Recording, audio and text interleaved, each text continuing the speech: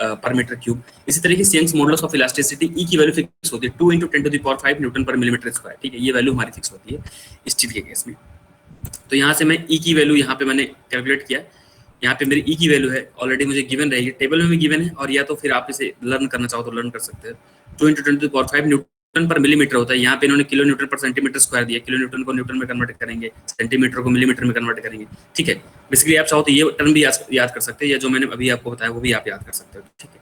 यहाँ से मैंने यहाँ से इसका डिफ्लेक्शन चेक किया, और देखो हर चीज की एक लिमिट होती है। जैसे मैंने अभी मैक्सिमम जो स्ट्रेस जितना आया उसको मैं हमेशा चेक करता हूँ कि ये जो मेरा स्ट्रेस सेक्शन पे जनरेट हुआ, जो मेरे सेक्शन पे स्ट्रेस जनरेट हुआ है वो अपनी मैक्सिमम लिमिट को क्रॉस तो नहीं कर रहा है। इसी सेम तरीके से क्या है, मैं सेक्शन पे जो डिफ्लेक्शन आएगा, जो मेरे सेक्शन पे डिफ्लेक्शन आएगा, उस सेक्शन के जो मैक्सिमम परमिसिबल डिफ्लेक्शन है, जो कि मेरा 1/325 इंटू स्पैन की लेंथ से कैलकुलेट करते हैं, उस मैक्सिमम डिफ्लेक्शन से ये वैल्यू चेंज नहीं होनी चाहिए। सपोज दैट यही सेक्शन अगर आपका, ये सेक्शन अभी स्टील का है, इसकी स्टील के लिए तो ये नॉर्म्स है 1/325 इंटू स्पैन की लेंथ, जो आपका ये देख रहे हो ये इंटू स्पैन की लेंथ से, ये नॉर्म्स है किसके लिए, स्टील के लिए। सपोज दैट यही अगर कंक्रीट होता तो इसके लिए 2 कोडल प्रोविजन हमें और प्रोवाइडेड किए गए हैं। उसके लिए क्या होता है, जैसे कंक्रीट का केस है तो उसके लिए एक होता है कि the final deflection due to the all load should not be greater than span divided by 250, वो कंक्रीट का केस होता है, ठीक है। वाइल श्रिंकेज क्रैक्स वगैरह कंसिडर करते हैं तो 350 वहां लेते हैं, ठीक है। In the case of RCC, steel के केस में हम लेते हैं 325। बेसिकली ये वैल्यू फिक्स होती है, ये कोड के अकॉर्डिंग ये सारी वैल्यू फिक्स होती है, ठीक है। अभी स्टील हम पढ़ रहे हैं तो स्टील के अकॉर्डिंग ये वैल्यू कितनी है, 325, 1/325 इंटू स्पैन की लेंथ, इससे ज्यादा ये वैल्यू नहीं होनी चाहिए। अब 2 फंडे हमारे आते हैं, एक आता है क्रिपलिंग का फंडा, दूसरा आता है बकलिंग का फंडा, ठीक है। क्रिपलिंग और बकलिंग में क्या है तो बहुत माइन्यूट सा डिफरेंस होता है। देखो मेरे पास कोई सेक्शन है, मेरे पास यहाँ कोई सेक्शन है, इस सेक्शन पे मैं यहाँ पे लोड लगा रहा हूँ, इस सेक्शन पे मैं यहाँ पे लोड इम्पोज कर रहा हूँ, तो क्या होगा मेरे सेक्शन में थ्रू आउट द सेक्शन मेरे क्या हो जाए, अलोंग दिस वेब मेरे सेक्शन में क्या हो जाएगा, ये अपनी ओरिजिनल पोजीशन से क्या हो रहा है, इसकी पोजीशन चेंज हो रही है। इस फंडे को तो मैं बोल दूंगा ये क्या हो रहा है, ये मेरे सेक्शन में बकलिंग हो रही है, ये मेरे सेक्शन में बकलिंग हो रहा है।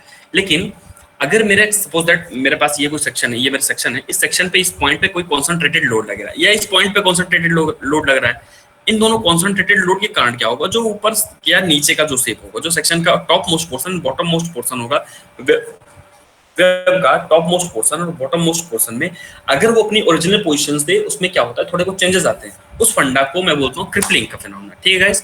होपफुली आपको क्रिपलिंग और बकलिंग में दोनों में डिफरेंस समझ में आएगा। यहाँ इस क्रिपलिंग और बकलिंग के लिए कुछ नॉर्म्स हमारे कोड में बताया गया है कि जो क्रिपलिंग होना चाहिए वो 0.75 एफ ज्यादा नहीं होना चाहिए।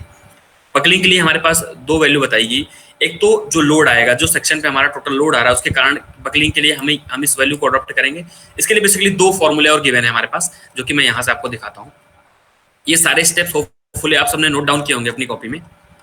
देखो बकलिंग का फंडा तो ये है, जब मेरे सेक्शन पे इंटायर इस पॉइंट पे मेरा लोड एक्ट कर रहा है, उसके कारण मेरे पूरे वेब पे, जो मेरा सेक्शन का वेब है, इस पे पूरी ये अपनी स्टेप को डिस्टॉर्ट करता है, इसे मैं बोलता हूँ बकलिंग।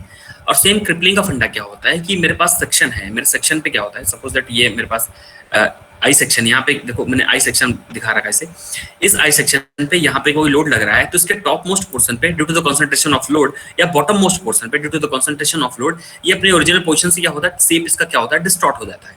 इसको मैं बोलता हूँ क्रिपलिंग, ठीक है गाइस। अब देखो ये क्रिपलिंग को मैंने आपको बताया 2 तरीके से डिपेंड करती है, या तो आपके सेक्शन के ऊपर, सपोज दैट मेरे पास आई सेक्शन मुझे प्रोवाइडेड है, इस सेक्शन के टॉप मोस्ट पोर्शन पे मेरे लोड डब्ल्यू इंटेंसिटी का लोड लग रहा है, इस लोड के कारण जो क्रिपलिंग होगी वो अलग तरीके से होगी। उसके लिए मेरे पास ये कोड में फॉर्मूला गिवन है, इस फॉर्मूले को मैं नोट डाउन कर लूंगा और एक बार रिमेंबर करके चलूंगा। और सपोज दैट रिएक्शन देखो क्या है, लोड तो दोनों जगह से आ सकता है, लोड का कंसंट्रेशन तो दोनों जगह से आ सकता है। जैसे मैं यहाँ आपको बताना चाहूँ, देखो जब मैं क्या करता हूँ, जब मेरे पास ये कोई सेक्शन है, ये मेरे पास कोई आई सेक्शन है, बी में सपोज दैट आप अज्यूम करो,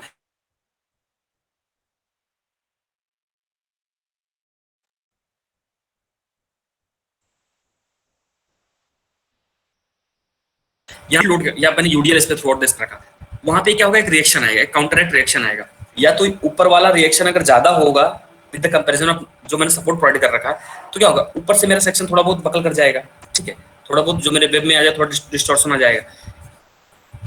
इधर से समझो, दोबारा से मैं समझाता हूँ कि मेरे पास कोई ऐसी बीम है, मेरे पास कोई बीम है, इस बीम पे मेरा लोड लग रहा है, ये लोड कौन रेजिस्ट कर रहा है, ये लोड जो मैंने सपोर्ट प्रोवाइड कर रखा वो रेजिस्ट कर रहा है। अब इस लोड को जब सपोर्ट रेजिस्ट करेगा, मतलब इस पोर्शन मैंने सपोर्ट प्रोवाइड कर रखा, मतलब इस पोर्शन पे क्या होगा, मेरे लोड का कंसंट्रेशन ज्यादा होगा, मेरे लोड का कंसंट्रेशन इस पॉइंट पे ज्यादा होगा। यही बात यहाँ पे समझाई जा रही है कि इस पॉइंट पे जहां पे मेरा सपोर्ट प्रोवाइडेड है, इस प्रोवाइडेड मेरा रिएक्शन लग रहा है, इस पॉइंट में मेरा रिएक्शन लग रहा है, तो इस रिएक्शन के कारण, इस बेसिकली रिएक्शन के कारण जो क्रिपलिंग की इस रिएक्शन के कारण जो क्रिपलिंग की वैल्यू होगी, जो मैक्सिमम स्ट्रेस जनरेट होगा, वो कितना होगा, वो ये स्ट्रेस जनरेट होगा। ठीक है गाइस, ये सारी वैल्यू क्या है, TW क्या है, A1 H2 क्या है, ये सारी वैल्यू भी आपको समझ में आ जाएगी जब अभी मैं क्वेश्चन सॉल्व करूंगा। गाइस होपफुली आप सबको ये सारी चीजें दोबारा मैंने जो रिवाइज करी वो समझ में आ गया होगा, और जो ये स्टेप बाय स्टेप इसके फॉर्मूले डिजाइनिंग स्टेप्स हैं वो आप सबने अपनी कॉपी में नोट डाउन कर लिया होगा। आज हम सीधे न्यूमेरिकल पॉइंट पे मूव करते हैं। गाइस आ गया तो वहां पे एक बार थम्स अप का मेरे को यार फीडबैक देना स्टूडेंट्स।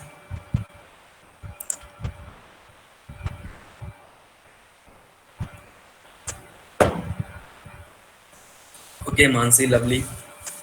देखो इस टॉपिक को आपको एक दो बार थोड़ा सा मेमोराइज करना पड़ेगा, कुछ चीजें रटने वाली हैं, रटना पड़ेगा। ठीक है, बाकी बहुत सारी चीज अपनी स्टील टेबल में आपको एग्जाम में ऐसा एक स्टील टेबल ले जाने को मिलेगा, कैलकुलेटर ले जाने को मिलेगा, और IS code steel IS code ले जाने को मिलेगा। तो सारे डेटा जो होते हैं, मोस्टली डेटा होते हैं एक्चुअली, जो आईएस कोड हम यूज करते हैं वो इंजीनियरिंग। देखो आईएस कोड क्या होता है, टाइम टू टाइम क्या होता है, आईएस कोड में क्या होता है, चेंजेस आते हैं, मॉडिफिकेशंस आते रहते हैं। तो हम जो आईएस कोड यूज कर रहे हैं, आईएस कोड 700 यूज कर रहे हैं। ठीक है, तो उस आईएस कोड में क्या है, तो जो भी लेटेस्ट डिजाइन चल रहा है, अप्रोच जो चल रही है, उसमें उसका ज्यादा उसमें मतलब फोकस किया गया है। जो पुराने ट्रेडिशनल अप्रोच है वो थोड़ा उसमें कम फोकस किया है, लेकिन बेसिकली सारी चीजें आपको आईएस कोड में मिल जाएंगी, कुछ ऐसी दिक्कत नहीं है। तो वहां से आपको सारी चीजें जो ये फॉर्मूलाज, डेरिवेशंस वगैरह हैं वो वहां मिल जाएंगे। आपको क्या है, क्वेश्चन को समझना है एग्जाम में कि क्वेश्चन की डिजाइनिंग कैसी करनी है। आपको मेन फंडा आना चाहिए कि जैसे आपको कोई सेक्शन पे लोड लग रहा है, ठीक है, जैसे मैं कहूँ कि मेरे पास ये कोई बीम है, ठीक है, इस बीम पे मेरा लोड जो लग रहा है वो लग रहा है 100 किलो न्यूटन। ठीक है, इस बीम पे मेरा 100 किलो न्यूटन का लोड रेजिस्ट कर पा रहा है, और इस 100 किलो न्यूटन के लोड को, जो मेरा 100 किलो न्यूटन का लोड मेरे सेक्शन पे आ रहा है, उस 100 किलो न्यूटन के लोड को रेजिस्ट करने के लिए मेरे पास एक सेक्शन, देखो आई सेक्शन तो कई तरीके से हो सकते हैं, ISLB Indian standard light beam, ISHB Indian standard heavy beam, ISWB Indian standard wide flange beam. तो डिफरेंट तरीके के सेक्शंस होते हैं। तो मैं बता रहा हूँ कि जो मेरा इस सेक्शन पे लोड लग रहा है 100 किलो न्यूटन का, उस लोड को मेरा ISLB 250 इस लोड को रेजिस्ट कर सकता है। ओ गाइस देखो, ये ISLB जो होता है वो स्टैंडर्ड, वो सेक्शन के टाइप को बताता है, इंडियन स्टैंडर्ड लाइट बीम बताता है। जो 250 होता है, जो लास्ट का टर्म होता है, वो मुझे बताता है उसकी डेप्थ कितनी है। मैंने आई सेक्शन प्रोवाइड कर रखा, उस सेक्शन की डेप्थ मेरी कितनी है, उस सेक्शन की डेप्थ कितनी है, इस वेब की डेप्थ कितनी है, वो मुझे बताता है। ISLB क्या होता है, उसका लाइट सेक्शन बताएगा, L is represented the light section, और जो 300 बताएगा, जो लास्ट का पैरामीटर बताएगा, जो न्यूमेरिकल वैल्यू रहेगी, वो मुझे बताएगा उस सेक्शन की डेप्थ कितनी है। ठीक है, मैं कहता हूँ इस पे ऊपर 100 किलो न्यूटन का लोड लग रहा है, और उसके लिए मेरा क्या है, ISLB 300 सेक्शन सफिशिएंट है इस लोड को बियर करने के लिए।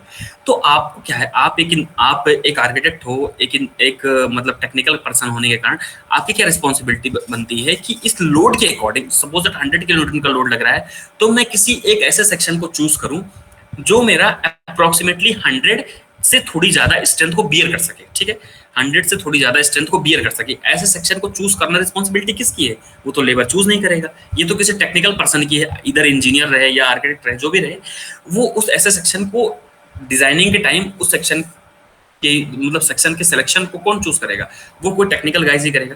तो आपको क्या करना है, बेसिकली जब आपको क्वेश्चन की डिजाइनिंग होगी तो आपको इन सब बातों, छोटी छोटी बातों का ध्यान रखना है। ठीक है, बाकी सारे नॉर्म्स, सारे क्लॉज हमें कोड में गिवन रहेंगे और स्टील टेबल में गिवन रहेंगे। देखो मैं क्वेश्चन पे मूव करता हूँ आप लोगों को।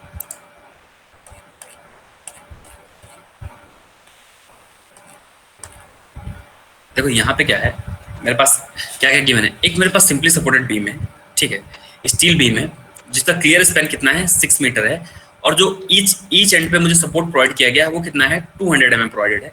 जो उस पर सुपर इम्पोज लोड है वो 24 किलो न्यूटन है। ठीक है गाइस, हमें FY जो यूज करना है वो 250 यूज करना है।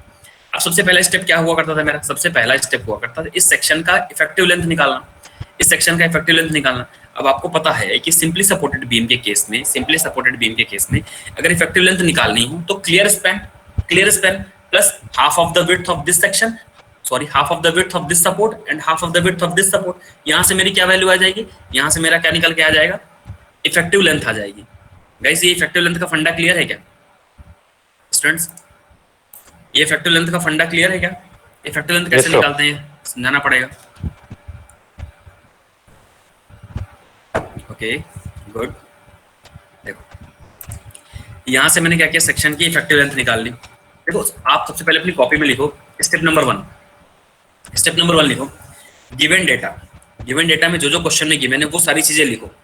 सबसे पहले वो सारी चीजें लिख के मेरे को थम्स अप का यस करो एक बार, ठीक है? फिर मैं स्टेप बाय स्टेप चलूंगा और सारी चीजों को समझाऊंगा आपको। कैलकुलेटर सब अपने पास लेके बैठना, बिकॉज इसमें कुछ न्यूमेरिकल्स में कुछ बुक्स में कुछ एरर आता है, तो आप सब एक बार क्रॉस वेरीफाइड करके मेरे को बताना। मैं बुक की वैल्यू को ज्यादा प्रेफर नहीं करूंगा, आप सबके जो आंसर आएंगे उसी को मैं मानूंगा। कैलकुलेटर उसमें ना हो तो मोबाइल में यूज कर लेना आप, साइंटिफिक कोई बात नहीं, ठीक है? जो सारे गिवन डेटा वो लिख के या क्वेश्चन को अपनी कॉपी में लिख के मेरे को यस का थम्स अप करना है। सारे स्टूडेंट्स इस क्वेश्चन को सीरियसली पढ़ेंगे।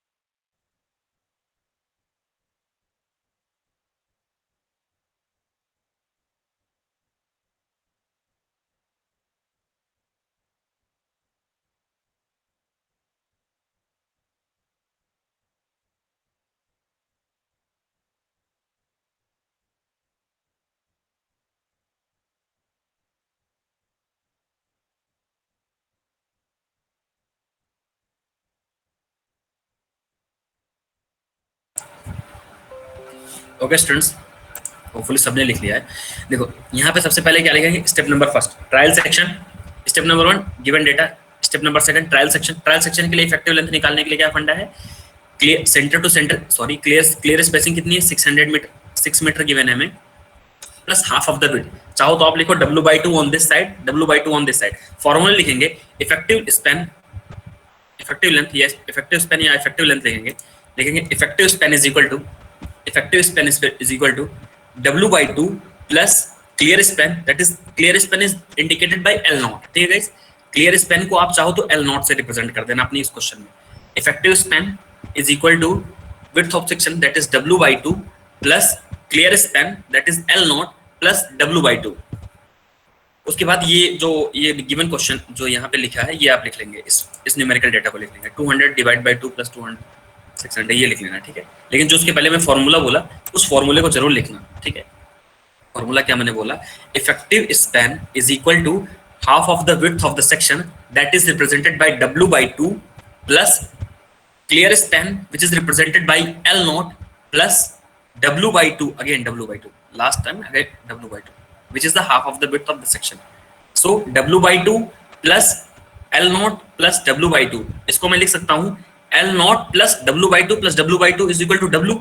तो L0 प्लस W, L0 की वैल्यू क्या है 6 मीटर है, प्लस W की वैल्यू क्या है 200 मीटर से, ठीक है? 200 millimetre, sorry 6 metre plus millimetre को अगर मीटर में कन्वर्ट करेंगे 10⁻³ से मल्टीप्लाई करेंगे तो 6 plus 0.2, it means total effective span कितनी है 6.2। ठीक है गाइस, होपफुली ये सारी चीजें आप सबको समझ में आ गई होंगी। अब मैं नेक्स्ट स्टेप पे मूव करता हूं।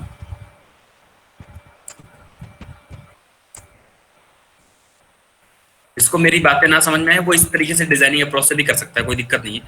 अब नेक्स्ट फंडा क्या था अपना, मेरे सेक्शन पे टोटल लोड कितना है इम्पोज हो, मेरे सेक्शन का टोटल डेड लोड कितना है, लाइव लोड कितना है, मींस मैं टोटल लोड कैलकुलेट करना चाहता हूँ। ठीक है स्टूडेंट्स, देखो गिवन जो क्वेश्चन है, क्वेश्चन में हमें गिवन है कि जो सेक्शन का इम्पोज लोड है, जो इस पे लाइव लोड एक्ट कर रहा है, वो 24 kilo Newton per metre square act कर रहा है। ठीक है, 24 kilo Newton per metre act कर रहा है। इट मीन्स ये एक तरीके का 24 किलो न्यूटन का लोड हमारे सेक्शन पे एक्ट कर रहा है इस पॉइंट पे। ठीक है, जो इस पे जो इसका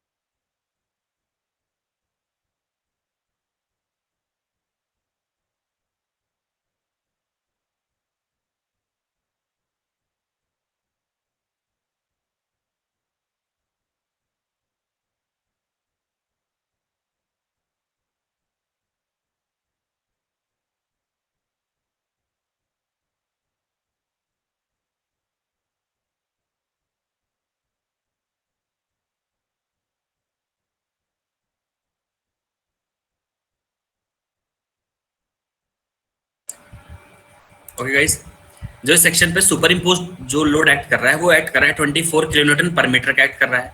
हमें जो डेड लोड लेना है, सेक्शन का सेल्फ वेट लेना है, वो 1 किलो न्यूटन पर मीटर का लेना है। ठीक है, 1 किलो न्यूटन पर मीटर का। गाइस यहाँ देखो 24 किलो न्यूटन पर मीटर यहाँ नहीं गिवन है, पर आपको पर मीटर लिखना है। ठीक है, ये एक यूडीएल एक्ट कर रहा है, पूरे सेक्शन पे यूडीएल एक्ट कर रहा है। टोटल लोड जो मेरा आएगा 25 किलो न्यूटन पर मीटर आएगा। ठीक है, 25 किलो न्यूटन का फिर मैं मुझे पता है मैक्सिमम जो बेंडिंग मोमेंट होता है वो कितना होता है, WL स्क्वायर बाई 8। W की वैल्यू मैंने पुट की, L स्क्वायर बाई सारी वैल्यू मैंने पुट किया, यहाँ से मेरी वैल्यू निकल गई 120 kilo Newton, 120.13 kilo Newton per metre आया। ठीक है गाइस, इस वैल्यू को अगर मैं न्यूटन मिलीमीटर में कन्वर्ट करना चाहता हूँ तो मैं कैसे कन्वर्ट करूंगा? किलो न्यूटन को न्यूटन में कन्वर्ट करने के लिए 10 to the power 3, again this metre को मिलीमीटर में कन्वर्ट करने के लिए 10 to the power 3, means 10 to the power 3 plus 10 to the power 3, दो बार 10 टू द पावर 3 को मैं ऐड करूंगा तो 10 टू द पावर 6। ठीक है, किलो न्यूटन मीटर को अगर न्यूटन मिलीमीटर में कन्वर्ट करना है तो 10 टू द पावर 6 में डायरेक्टली उसमें मल्टीप्लाई कर दूंगा। ठीक है, तो यहाँ तक ये मेरी वैल्यू आ गई। अब देखो ऐसा हमने इसलिए किया, इस वैल्यू को निकालने के लिए ऐसा हमने इसलिए किया क्योंकि सेक्शन की जो भी मेरी डेप्थ है, जो कोड में सारी वैल्यू गिवन है वो मिलीमीटर में गिवन है, वहां पे मीटर का कोई कॉन्सेप्ट नहीं, मिलीमीटर में गिवन होंगे या सेंटीमीटर में गिवन होंगे। ठीक है, सारी चीजें मिलीमीटर स्टैंडर्ड से या सेंटीमीटर में गिवन है, बिकॉज मीटर का टर्म थोड़ा बड़ा हो जाता है, हर जगह पॉइंट से मल्टीप्लाई आपको करना पड़ेगा। ठीक है गाइस, बिकॉज थिकनेस वगैरह किस में होगी, सब मिलीमीटर में होगी। जैसे आपको बोला जाएगा 20 mm thick of web. Guys यहाँ तक सबको क्लियर हुआ क्या? यहाँ तक क्लियर हुआ तो एक बार थम्स अप करके बताना यार, इस पॉइंट तक सबको क्लियर? ओके, नाउ इसके बाद मेरा नेक्स्ट फंडा क्या है, मुझे सेक्शन मॉडुलस को कैलकुलेट करना है। ठीक है, सेक्शन मॉडुलस को कैलकुलेट करना है, तो सेक्शन मॉडुलस कैलकुलेट करने के लिए मेरे पास z is equal to what, section modulus is represented by z is equal to what, maximum bending moment which is acting on this section, that is m, which is represented by this m. The value of maximum bending moment is for a simply supported beam carrying a UDL of WL square by 8. इस value को मैं put करूंगा। और जो maximum permissible stress होता है वो कितना होता है, 0.6 टाइम ऑफ Fy। ये चीजें आपको सबसे पहले वाले पेज पे मिल जाएंगी, या मैं आपको उनको दिखा देता हूँ। ठीक है, maximum permissible stress in the bending और द बेंडिंग टेंशन और in the compression is 0.66 time of Fy। जो चीजें यहाँ लिखी हैं आप एक बार इसे गौर करना प्लीज। ठीक है, ठीक है स्टूडेंट्स, तो अगेन मैं इस पॉइंट पे चलता हूं।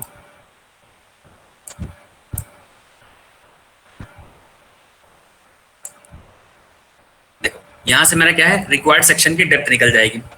मैंने इसको सॉल्व किया, 165 मेगा पास्कल आया। देखो मेगा पास्कल बेसिकली क्या होता है, mega means 10 to the power 6, pascal means newton per millimetre, newton per metre.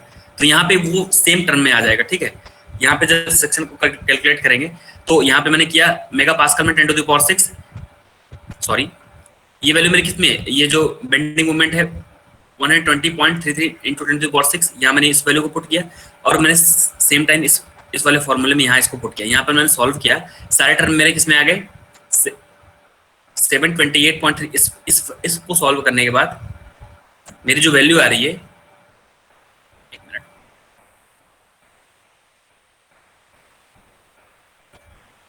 Finally मैंने इस इक्वेशन पे रख के सॉल्व किया। ठीक है गाइस, किसी को सॉल्व करने में कोई प्रॉब्लम हो रही है तो मेरे को पूछ सकता है वो। आप कैलकुलेटर से एक बार ये वैल्यू को चेक कर लेना, क्या वैल्यू यही आ रही है, बिकॉज बुक में कई बार एक बार आप सब ना अपने फोन में या कैलकुलेटर जिसके पास भी हो, एक बार इन सारी वैल्यू को एक बार क्रॉस चेक कर लेना, क्योंकि मोस्ट ऑफ द टाइम क्या होता है इन बुक्स में ना थोड़े एरर होते हैं, फिर आपको वो बाद में सॉल्व करोगे दिक्कत आएगा। एक बार आप तुरंत कैलकुलेटर से 2 मिनट का टाइम देता हूँ, सब एक बार सॉल्व करके मेरे को बता दो कि सर हाँ ये वैल्यू आ रही है और मेरे को समझ में भी यहाँ तक आ रहा है। ठीक है गाइस, मैं अपना कैमरा 1 मिनट के लिए ऑफ करता हूँ।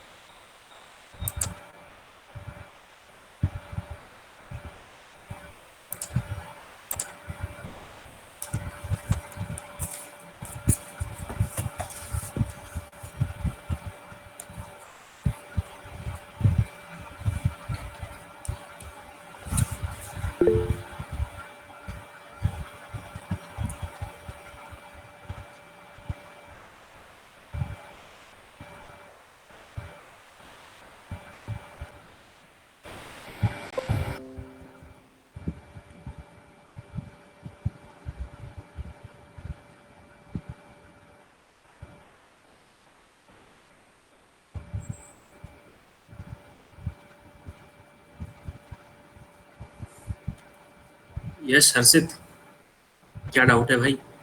हाँ ये वैल्यू इतनी आ रही है, ओके सही है, ये वैल्यू सही है। ओके मानसी, पाखी गुड, बहुत अच्छा।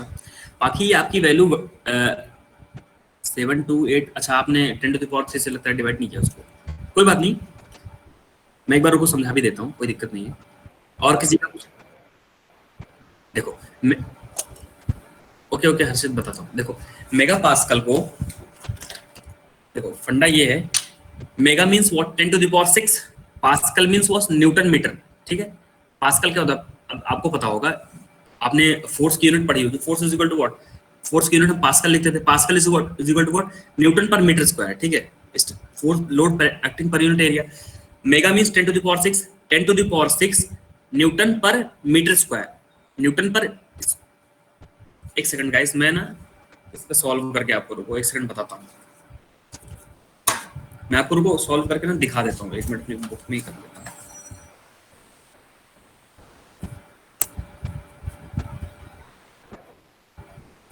ओके सर मुझे नहीं हुआ सर, एक बार ही बता दो यूनिट वाला।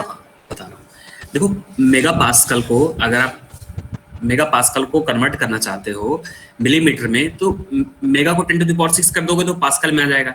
पास्कल क्या होता है, न्यूटन मीटर होता है। ठीक है, मीटर को न्यूटन पर मीटर होता है, पर मीटर जो नीचे मीटर वाला टर्म है उसे अगर मिलीमीटर में कन्वर्ट करना चाहो 10⁻³ से डिवाइड कर, सॉरी 10⁻³ से मल्टीप्लाई कर दो। अब यहाँ पे इस टर्म को देखो आप, मैं यहाँ पे आपको समझाता हूँ। देखो यहाँ पे मेगा पास्कल है, यहाँ पे 10⁻⁶ है, मींस मेगा पास्कल जो यहाँ पे मैं नीचे करूंगा 10⁻⁶ करूंगा तो 10⁻⁶ ऊपर वाले से नीचे वाला कट जाएगा। अब यहाँ वैल्यू किसमें है, मिलीमीटर में है। ठीक है, ये वैल्यू किसमें है, मिलीमीटर में है। यहाँ वैल्यू किसमें है, मीटर में है, क्योंकि न्यूटन पर मीटर स्क्वायर होता है। अब इस वैल्यू को मैं कन्वर्ट करना चाहूंगा मिलीमीटर में, तो 10⁻³ से मैंने क्या किया, ऊपर मल्टीप्लाई कर दिया, ऊपर मैंने क्या किया 10⁻³ से मैंने मल्टीप्लाई कर दिया।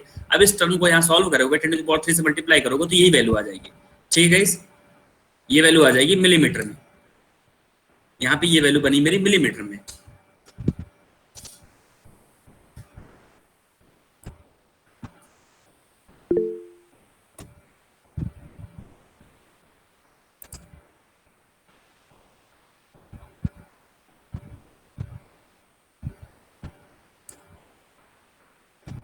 ओके गाइस, आगे मूव करेंगे।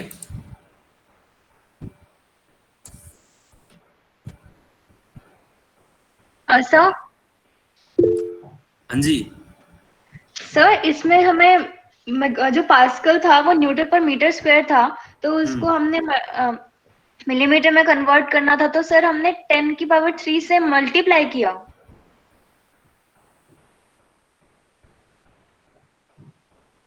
हाँ जी, किसमें, हाँ एग्जैक्टली हमने उसे 10 मेगा को मेगा से काट दिया, मेगा मींस 10⁻⁶ को नीचे वाले 10⁻⁶ को ऊपर वाले 10⁻⁶ से मैंने कैंसिल आउट कर दिया। Yes sir. ठीक है। अब वो पास्कल को बचा, जो पास्कल बना, मीटर को मैंने मीटर को मिलीमीटर में कन्वर्ट करके 10⁻³ से मल्टीप्लाई करके अगेन फिर मैं उस टर्म को ऊपर लेके चला गया। ठीक है, एक बार बाकी ना आप इसे एक बार अपनी कॉपी में लिख के सॉल्व करना, फिर आपका डाउट क्लियर हो जाएगा। आंसर सही आ रहा है, बस आपकी यूनिट में थोड़ा दिक्कत आ रहा है। ठीक, वो आप यूनिट से एक बार सॉल्व करो। मेगा मीन्स 10⁻⁶, बाकी सारी value as it is remain constant रहेगी। एक बार उससे सॉल्व करना नहीं आता तो फिर नेक्स्ट क्लास में मैं जूम पे क्लास लूंगा। तो नेक्स्ट क्लास में मैं जूम पे क्लास लेके वहां पे आपको ना यूनिट सॉल्व करना सिखा दूंगा। ठीक है, एक बार इसे आप अपने आप से सॉल्व करना। अगर फिर भी नहीं आता, बिकॉज जूम पे हमारे पास व्हाइट बोर्ड होता है, यहाँ पे व्हाइट बोर्ड अच्छे ढंग से यूज नहीं कर पाता मैं यार, तो मैं उस दिन अपनी क्लास फोन पे लूंगा और फोन पे मैं ये सारी चीजें सॉल्व करके आपको दिखा दूंगा। एक बार आप अपने एंड से इसे प्रैक्टिस कर लेना। ठीक, जिनको भी यूनिट कन्वर्जन में दिक्कत है वो अपनी अगली क्लास में डाउट सेशन रख लूंगा, वहां पे यूनिट कन्वर्जन में जो भी डाउट्स आते हैं आपको वो मैं क्लियर कर दूंगा। वो क्लास में बेसिकली जूम पे ले लूंगा, बिकॉज जूम पे हमारे पास व्हाइट बोर्ड होता है और मैं क्लास फोन पे लूंगा जूम पे, तो फोन पे हम अपनी स्क्रीन को यूज कर सकते हैं। यहाँ पे इस स्क्रीन को यूज करने में बहुत दिक्कत आती है यार। ठीक है, हाँ सर यूनिट में थोड़ा दिक्कत है, कोई बात नहीं। अजय, जिनको यूनिट में बिल्कुल मत डरो, यूनिट तो मैं बिल्कुल क्लियर कर दूंगा, कोई दिक्कत नहीं आएगी। ठीक है, आपको थोड़ा सा मतलब कंफ्यूजन हल्का सा हो रहा है, आप भी अपनी जगह सही हो, कोई दिक्कत नहीं है। यूनिट का सारा डाउट मैं क्लियर करता हूँ। ठीक है, बाकी स्टेप समझो, आप स्टेप को समझो, स्टेप को मेमोराइज करो अपने ब्रेन में कि कैसे डिजाइनिंग्स होती है, किन किन चीजों को चेक करना पड़ता है, इन सारी चीजों को याद करो। यूनिट में ज्यादा परेशान मत हो, वो तो डाउट क्लियर कर देंगे आप। ठीक है, अब आप आगे मूव करते हैं। देखो इसके अकॉर्डिंग हमने क्या किया है, एक सेक्शन को चूज किया, जो कि सेक्शन को मैंने चूज किया वो सेक्शन की मेरी साइज कितनी आई, 728 आई। ठीक है, अब आप देखो गाइस, आपके पास मैंने अभी आपको ना एक पीडीएफ भेज रखा है। ठीक है, अभी अब मैंने आपको स्टील टेबल का एक पीडीएफ भेज रखा। मैं अपनी स्टील टेबल यहाँ से ओपन करता हूँ। इस स्टील टेबल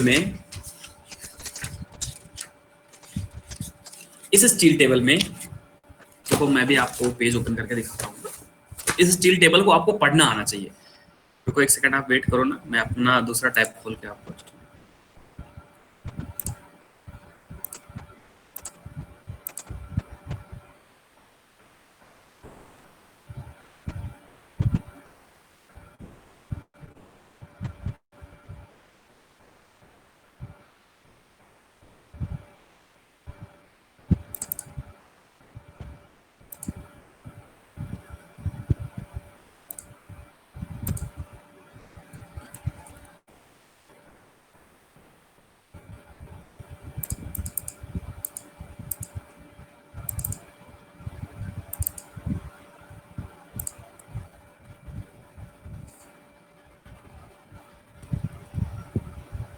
गाइस, ये स्टील टेबल विजिबल है क्या स्टूडेंट? स्टूडेंट, ये स्टील टेबल विजिबल है क्या? गुड, बाकी अच्छा क्या सॉल्व कर लिया? जिनको भी डाउट है करेंगे क्लास में क्लियर। ठीक है, देखो स्टील, यहाँ पे मेरे क्वेश्चन में मेरा जो सेक्शन आया वो कितना आया, वो मेरा सेक्शन आया, सेक्शन की जो डेप्थ, जो मेरे सेक्शन मॉडुलस आ रहा है वो आ रहा है 728।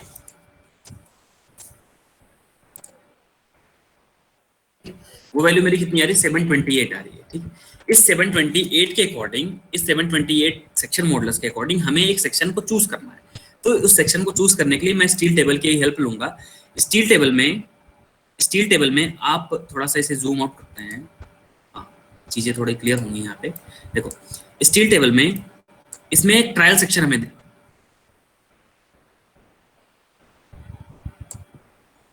एक मिनट यार, मैं यहाँ देख रहा हूँ।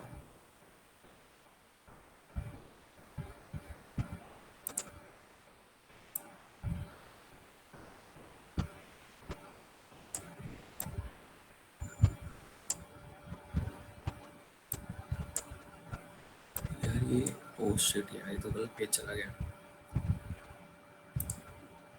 स्टूडेंट्स एक मिनट वेट करो यार, ये ना आपको मैं गलत पेज सेंड कर दिया है, उस सेक्शन पे आपको मिलेगा नहीं। रुको मैं आपको दूसरी पीडीएफ भेजता हूँ।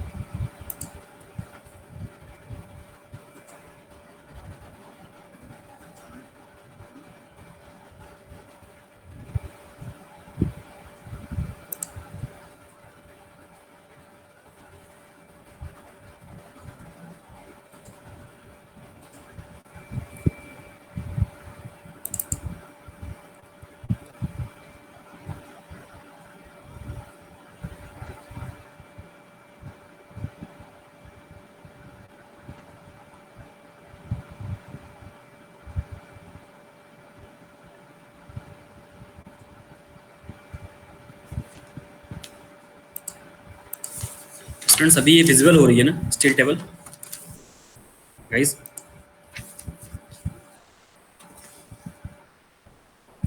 है क्या विजिबल स्टूडेंट्स? ओके नाउ इस सेक्शन में जो भी हमने सेक्शन डिटरमाइन किया उसकी जो डेप्थ आ रही है सेक्शन मॉडुलस जो आ रहा है वो 728.03 सेंटीमीटर स्क्वायर आ रहा है। ठीक है, इसके लिए मुझे क्या करना है, एक सुटेबल सेक्शन को चूज करना है। इसके लिए मुझे एक सुटेबल सेक्शन को चूज करना है। तो मैं अपनी स्टील टेबल में गया, यहाँ मैं स्टील टेबल में गया, देखेंगे सेक्शन मॉडुलस कितना आ रहा है। देखो यहाँ पे सेक्शन मॉडुलस की डेप्थ आपको थोड़ा नोट करता हूँ। यहाँ पे आप सेक्शन मॉडुलस को यहाँ कैलकुलेट कर पा रहे हैं। देखो इसकी पहले वैल्यू कितनी है, 607.7 है। इससे बड़ी वैल्यू कितनी है, 960.3 है। यहाँ पे देखेंगे सेक्शन मॉडुलस। सेक्शन मॉडुलस क्या होता है, जो मैक्सिमम वैल्यू होती है उस वैल्यू को हम अडॉप्ट करते हैं। ठीक है, यहाँ से मैंने क्या किया, सेक्शन मॉडुलस को मैंने देखा, ये वैल्यू मेरी क्या आ रही है 607.3, ये मेरी वैल्यू कम आ रही है। और जो मेरा क्वेश्चन में जो मेरी वैल्यू आ रही है, जो मैंने सॉल्व किया है, वो वैल्यू मेरी कितनी है 728। तो इस वैल्यू से मतलब इस सेक्शन पे जो लोड लगेगा उसके लिए मेरे सेक्शन की स्ट्रेंथ कितनी होनी चाहिए, वो 728 सेंटीमीटर क्यूब से ज्यादा जिस सेक्शन की स्ट्रेंथ है, जिसका सेक्शन मॉडुलस से ज्यादा होगा उस सेक्शन को मैं अडॉप्ट करूंगा। यहाँ पे ये वैल्यू कितनी है 751, मतलब इस सेक्शन से ज्यादा स्ट्रेंथ इस सेक्शन की है, तो मैं इस सेक्शन को अडॉप्ट करूंगा। अब ये सेक्शन है कौन सा, इसको मैं यहाँ थोड़ा सा स्टील टेबल में इधर जाऊंगा, तो मैंने चेक किया ये सेक्शन कौन सा है मेरा, ISLB 350 है। और गाइस ISLB 350 है, तो इस सेक्शन की जो भी मेरी डिटेलिंग है, डिटेलिंग मतलब क्या है, वेट ऑफ द सेक्शन कितना है, ठीक है, क्रॉस सेक्शनल एरिया कितना है, डेप्थ कितनी है, विड्थ ऑफ द फ्लेंज कितना है, थिकनेस ऑफ द वेब क्या है, मैं सारी जो भी ऊपर जितने फॉर्म जो भी मुझे गिवन है, इन सारी वैल्यू में देखेंगे कौन कौन सी चीजें मेरे काम की। वैसे ऑलमोस्टली आपने जो भी कॉपी होगी एग्जाम की कॉपी में आप इन सारे वैल्यू को लिखोगे from the given data is from the steel table. तो यहाँ पे इन सारे वैल्यू को लिखोगे, वेट ऑफ द सेक्शन कितना है, एरिया ऑफ क्रॉस सेक्शन, ये सारे वैल्यू जो भी ऊपर गिवन है, इन सारी चीजों को अपनी कॉपी में नोट डाउन करोगे। ठीक है, H1 H2 H3 क्या है, ठीक है, और ये क्या इंडिकेट करते हैं, वो इस सेक्शन में यहाँ पे आपको ये सारी चीजें क्लियर हो जाएंगी कि थिकनेस ऑफ द वेब किसे कहते हैं, H1 किसे कहते हैं, H2 किसे कहते हैं, ठीक है, हाइट क्या है, ये सारी वैल्यू जो भी आपको नीचे टर्म में दिया है वो सारे इसको देखोगे आप, ऊपर वाला जो डायग्राम है इनमें आपको वो सारी चीजें क्लियर हो जाएंगी। ठीक है, तो यहाँ पे मैंने कौन सा सेक्शन अडॉप्ट किया है, यहाँ पे मैंने सेक्शन अडॉप्ट किया है ISLB 350। जो 350 बेसिकली बताता है वो मेरा क्या बताता है, वो उस सेक्शन की डेप्थ बताता है। ठीक है, 350 क्या रिप्रेजेंट करता है, सेक्शन की डेप्थ रिप्रेजेंट कर रहा है मेरी। और ये जो 49.5 किलोमीटर मेरा रिप्रेजेंट कर रहा है यहाँ पे जो ये टर्म है, मतलब क्या करना है मुझे, यहाँ से लेके इसके सीधे जो, सॉरी यार ये तो बहुत मोटा आ रहा है,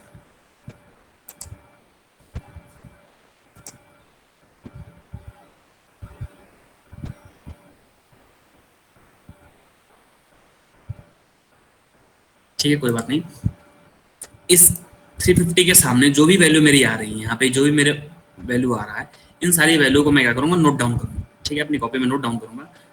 और अब देखोगे जो भी वैल्यू हमने अडॉप्ट कर रखी, जो वैल्यू हम अडॉप्ट करेंगे, ये देखो कोड में इन्होंने क्या किया, सारी वैल्यू को उन्होंने नोट डाउन किया, जेड क्या है, ए बी, ये सारी वैल्यू को हमने नोट डाउन किया। फिर फाइनली मेरा क्या है, नेक्स्ट स्टेप मेरा क्या है, शियर फोर्स को चेक करना।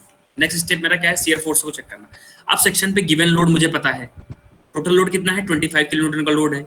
लेंथ ऑफ द सेक्शन पता है, इसको मैंने डिवाइड किया, मैक्सिमम शियर फोर्स आ गया मेरा 77.50 किलोन्यूटन आ गया। ठीक है, फिर वहां से मुझे शियर स्ट्रेस कैलकुलेट हो जाएगी। Shear stress is equal to what, load upon area, thickness of the web into height. Thickness of the web यहाँ पे आपको क्वेश्चन में मिल जाएगी, thickness of the web is how much 7.4 mm, और height आपको पता है 350। यहाँ से मैं डिवाइड करके निकालूंगा, तो ये मेरा शियर स्ट्रेस मेरा कितना निकल गया है 29.92 मेगापास्कल। ठीक है, यहाँ से मेरा क्या है, इसका शियर स्ट्रेस निकल के आ गया। ये जो शियर स्ट्रेस है वो मैक्सिमम शियर स्ट्रेस से ज्यादा होना चाहिए, परमिसिबल शियर स्ट्रेस से कम होना चाहिए। According to the Codal provisions, it is recommended that the maximum shear stress is how much, 0.4, maximum shear stress is 0.4%, 0.4 into FY। तो 0.4 को FY means 250 से हमने मल्टीप्लाई किया। जो मैक्सिमम शियर स्ट्रेस आ रही है वो आ रही है मेरी कितनी वैल्यू आ रही है, 100 मेगापास्कल आ रही है। ये वैल्यू मेरी कितनी है 29.92, मतलब जो हमने सेक्शन अडॉप्ट कर रखा वो इस स्ट्रेस को एज्यूम कर, इस स्ट्रेस उस सेक्शन पे 29.92 मेगापास्कल अप्रोक्सीमेटली 30 मेगापास्कल का स्ट्रेस जनरेट हो रहा है। ठीक है, शियर स्ट्रेस जनरेट हो रहा है, लेकिन मेरे सेक्शन की जो मैक्सिमम परमिसिबल स्ट्रेस होनी चाहिए, जो मैक्सिमम परमिसिबल स्ट्रेस है किसी सेक्शन का, वो 100 मेगापास्कल, मतलब जो इसमें स्ट्रेस जनरेट हो रहा है वो मैक्सिमम से कम हो रहा है। इट मींस जो हमने सेक्शन लिया है वो सेफ रहेगा। ठीक है, वो डिजाइनिंग अप्रोच में हमारा सेक्शन सेफ रहेगा। गाइस यहाँ तक क्लियर हुआ क्या स्टूडेंट्स? ये स्टील टेबल को देखना आपको समझ में आया क्या? और शियर स्ट्रेस तक अगर क्लियर हुआ तो मेरे को एक बार यहाँ थम्स अप करना है यार, सारे स्टूडेंट्स मेरे को एक बार यहाँ थम्स अप करना। यार आवाज मुझे थोड़ी धीरे सुनाई दे रही है, तो आप थम्स अप करोगे तो मुझे दिखाई दे जाएगा at least, so please note it down here.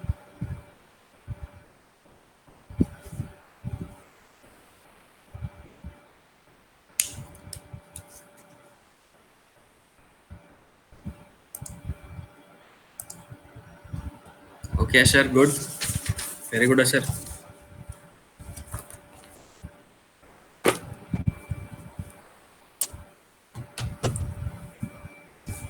प्रकृति, बहुत अच्छा। और गाइस, और किसी को समझ में नहीं आएगा यार?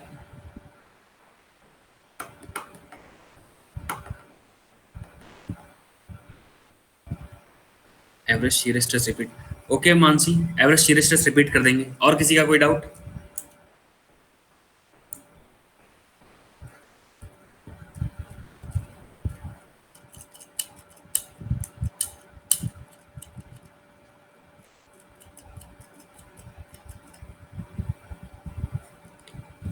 गाइस और तो लिखो यार, किसी को कोई प्रॉब्लम है, कुछ है, फिर मैं अटेंडेंस मार्क करता हूँ। बाकी चीजें अपनी अगली क्लास है अपनी, उसमें एक्सप्लेन करेंगे। अभी मेरी सेकंड ईयर में क्लास है।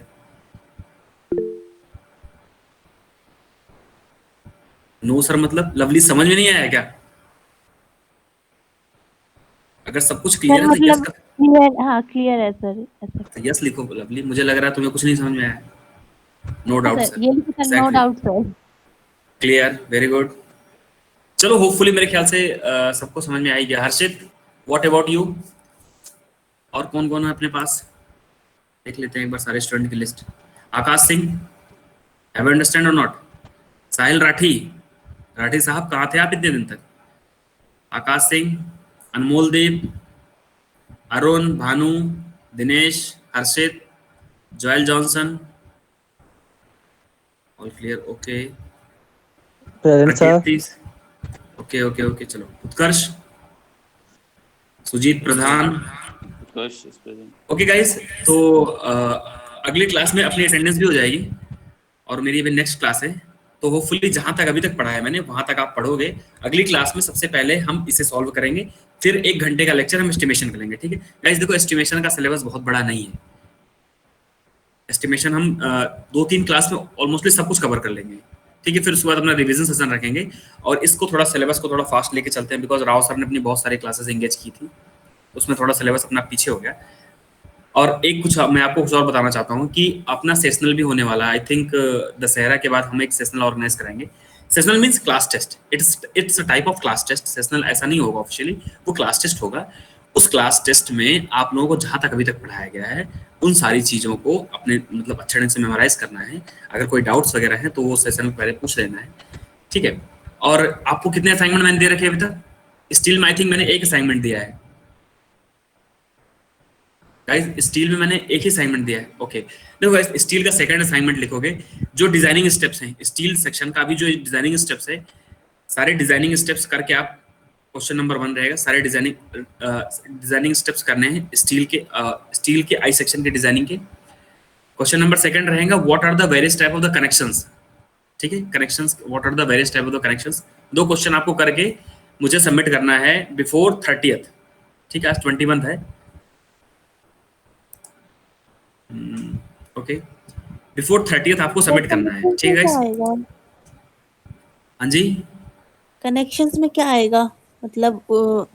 कनेक्शंस में बट जॉइंटेड क्या है, बट जॉइंट का डायग्राम ड्रॉ करना है, उसके बट जॉइंट, लैब जॉइंट, ठीक है? इन सारे कनेक्शंस के बारे में बताना है। देन रिवेटेड कनेक्शंस के बारे में बताना है। तो वो तो हमने जॉइंट पे कवर कर लिया था। अच्छा, हमने ये क्वेश्चन कर लिया है क्या already? Various types of joints में कवर कर लिया। ओके ओके, तो ठीक है, अगर ये क्वेश्चन कवर कर लिया तो फिर एक क्वेश्चन तो आप ये लिखो जो अभी मैंने शेयर का बताया, ठीक है? अगर ये क्वेश्चन अपना कंप्लीट हो जाता है तो फिर इस क्वेश्चन का भी असाइनमेंट ले लेना। ये जो क्वेश्चन करवा रहा हूँ ये क्वेश्चन करना है असाइनमेंट में, और इसके पहले जो डिजाइनिंग स्टेप्स है वो करना है अच्छे ढंग से, बिकॉज क्वेश्चन एग्जाम में एज इट इज या आप डिजाइनिंग स्टेप्स कर दोगे तो मोर देन सफिशिएंट है, क्वेश्चन करने की कोई नीड नहीं है। लेकिन अगर आप करना चाहो तो करके भेज सकते हो, कोई दिक्कत नहीं है। जो करके भेजेगा उसे 1 नंबर ज्यादा दे दूंगा, क्योंकि सारी चीज तो मैं करवा ही रहा हूँ यार। आपको बस एक बार देखना, अच्छे ढंग से मेमोराइज, ऐसे नहीं देख के नहीं करना है, मेमोराइज करके चीजों को समझ के अंडरस्टैंड करके सारे कॉन्सेप्ट को, उसके बाद मेरे को वो assignment with in 30th of this month आप लोग को मुझे सबमिट करना है। ओके गाइस, तो फिर मिलते हैं अगले सेशन में, जो कि अपना लंच के बाद होगा। ओके गाइस, तो जहां तक अभी मैंने कराया उसे आप एक बार पढ़ना, और जो भी डाउट्स कंफ्यूजन रहेंगे अपने अगली क्लास में क्लियर करेंगे। Okay guys, bye bye, take care. Attendance भी नेक्स्ट क्लास में ही मार्क करूंगा, 21 स्टूडेंट्स हैं, या तो फिर कोई मुझे स्क्रीनशॉट भेज देना इसका एक।